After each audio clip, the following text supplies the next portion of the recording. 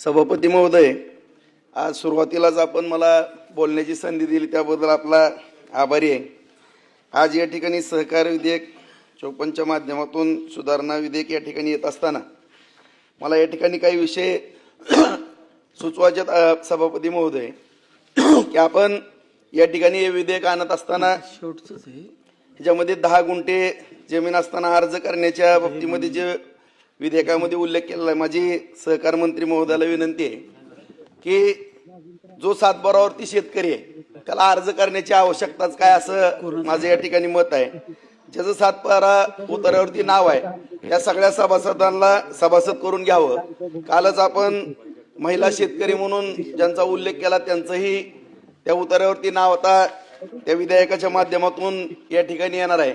त्या ठिकाणी त्या महिलांनाही सभासद करण्याची तरतूद यामध्ये घ्यावी, कारण या ठिकाणी अर्ज केल्यानंतर सुद्धा परत त्या सोसायटीनं सभासद करून न घेणं, त्याचा अर्ज फेटाळणं, परत AR अपील करणं, परत त्याची अपील होणं, ह्या शेतकऱ्यांना हेलपाटे घालण्याच्या किंवा त्रास देण्याची आतापर्यंत गेली देश स्वतंत्र झाल्यापासून ही पद्धत कुठली आहे हे माझ्यासारख्या एका कार्यकर्त्याच्या किंवा शेतकऱ्याच्या लक्षात येत नाही।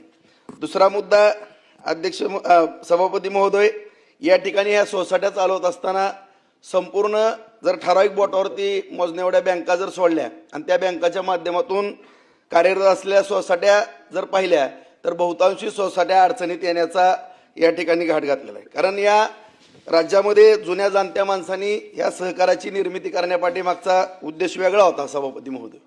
ही त्या काळामध्ये पैशाची फार मोठी अडचण असायची, एक व्यक्ती कुठं मोठा श्रीमंत नसायचा म्हणून 8 तालुक्याचं कार्यक्षेत्र असलेल्या कार्यक्षेत्रामध्ये साखर कारखान्याची निर्मिती व्हायची किंवा असंख्य लोकांनी त्या ठिकाणी शेअर जमा करायचे आणि बँकेची निर्मिती व्हायची, दूध संघाची निर्मिती व्हायची, सूत गिरण्याची निर्मिती व्हायची।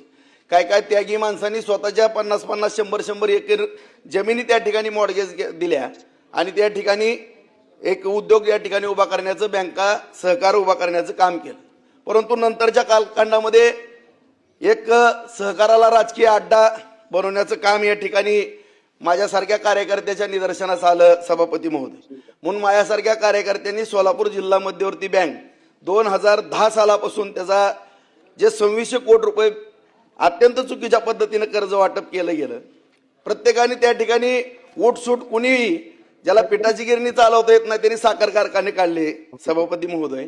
आज गेली 16 वर्ष होऊन गेलं तो विषय त्या ठिकाणी तसाच प्रलंबित आहे आणि त्यामुळं होतंय काय की एवढी मोठी या ठिकाणी कर्ज 200-200, 300-300, 400-400 कोटी एकाच कारखान्याला देणं किंवा एका संस्थेला, एकाच बँकेने देणं मंत्री महोदय अत्यंत चुकीचं आहे असं माझं मत आहे।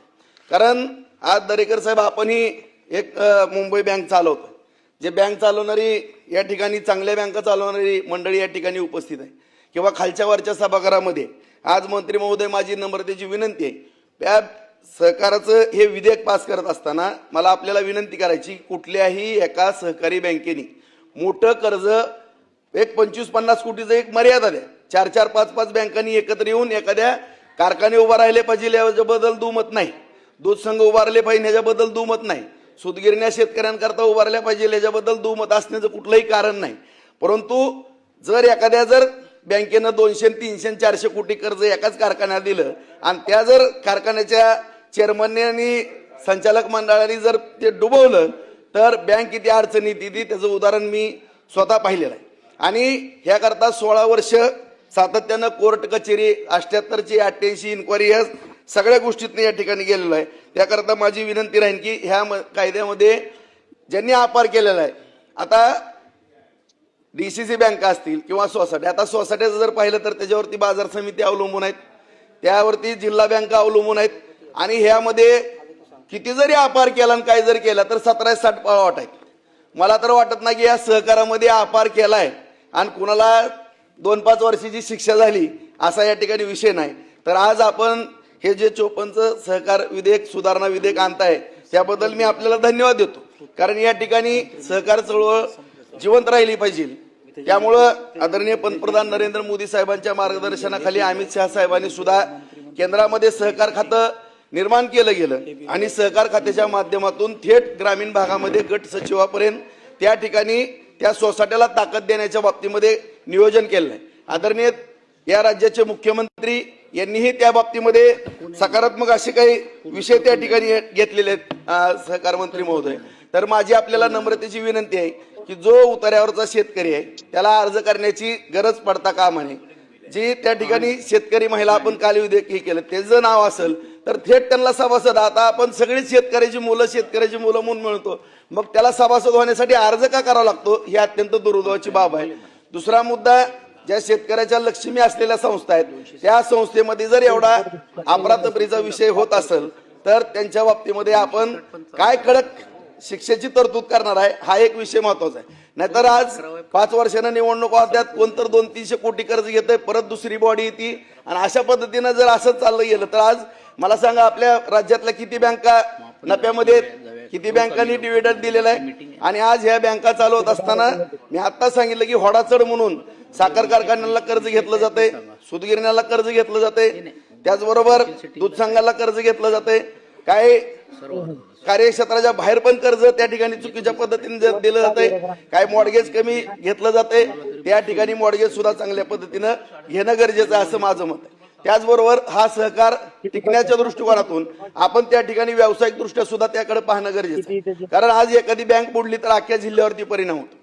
आज सोलापूर जिल्हा बँकेच्या माध्यमातून आता कुठेतरी प्रशासकाच्या माध्यमातून थोडीफार बँक सुरळीत आली। आज दूध संघ सुद्धा सहकारी होता, सहकार मंत्री महोदय आपल्याला माहित आहे, कमीत कमी 5 लाख लिटर दूध संकलन सोलापूर जिल्ह्याचं होतं, आता 1 लिटर सुद्धा दूध संकलन त्या ठिकाणी होत नाही। हे सहकाराचं जी मगाच मी सांगितलं की जुन्या जाणत्या माणसांनी पैशाची कमतरता होती म्हणून असंख्य सगळ्या शेतकऱ्यांना एकत्रित येऊन स्वतःच्या जमिनी घाण ठेवून त्या ठिकाणी सहकाराची निर्मिती केली आणि ह्याचा परत राजकीय अड्डा म्हणून वापर होऊ लागलेला आहे।